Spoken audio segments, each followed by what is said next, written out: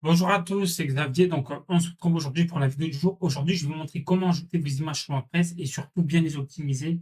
Donc, moi, je vais partir sur une image que j'ai trouvée sur Google. Donc, voilà, c'est celle-là. J'ai téléchargée. Donc, vous pouvez faire autant. Donc, ensuite, quand vous avez une image, il faut vraiment l'optimiser. Généralement, c'est des images en JPEG, en PNG, des choses comme ça. Et il faut les mettre en format WebP. Et pour cela, on a un outil qui s'appelle Squash.app. Donc, on va cliquer dessus. Je vous donnerai le lien en description. Et là, vous voyez, je les images, hop.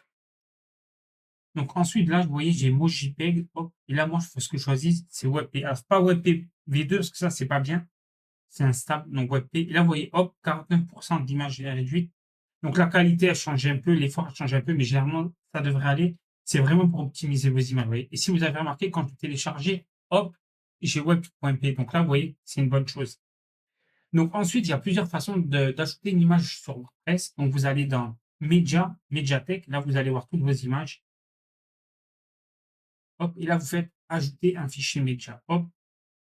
Et là, vous voyez, donc moi, je l'ai dans téléchargement. Normalement, voilà, donc elle est là. Hop. Donc là, je vais cliquer dessus. Et là, vous voyez, j'ai texte alternatif. Alors ça, il faut pas la laisser vide. C'est pour le SEO. Moi, par exemple, je vais marquer iPhone 15, iPhone 15 à Perpignan, par exemple, et à Paris. Donc, il faut bien mettre vos mots-clés, vos choses comme ça. Ça, les mots-clés, ça se travaille. Je vais faire une série vidéo.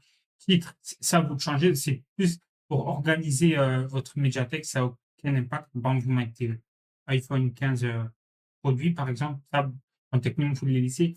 La légende, généralement, quand vous mettez des images, il y a un petit texte qui peut être affiché.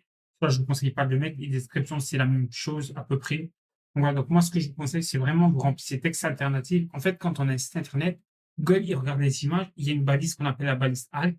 C'est pour ça, texte alternatif. Et c'est ce que Google se sert pour votre SEO, en gros. Donc, c'est comme ça, vous voyez. Hop. Donc, une fois que c'est fait, on fait ça. Donc, dessus.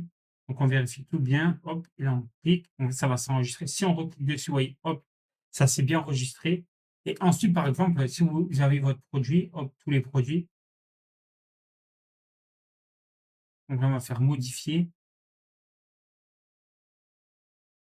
Là, par exemple, hop, on va faire retirer l'image produit, vous voyez. Hop. Là, on va faire définir l'image du produit. Hop, on va prendre ça. Et là, vous voyez, hop, il y a toutes les balises. Vous voyez, hop, ça va aller. Vous voyez, hop, et là, c'est bon, vous faites mettre à jour. Donc, si ouvert, c'est vraiment vos images, il faut tout le temps les mettre en format WebP, pour qu'elles soient le moins lourd possible pour votre site. Plus votre site est moins lourd, mieux c'est, moins les clients ils galèrent, c'est mieux pour Google, etc. Il faut tout le temps remplir les balises alt, décrire vos images, des choses comme ça, et c'est toujours bien.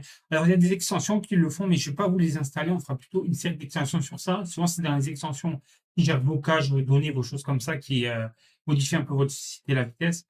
Et là, pourquoi j'ai vraiment, dans ce tuto, vraiment voulu vous montrer Squash.app, qui est vraiment un outil très utile et qui peut être très utilisé. Et c'est un outil gratuit, ça à l'infini, hein. Donc voilà. Donc je vous attends demain pour une nouvelle vidéo. J'espère que cette vidéo vous a été très utile.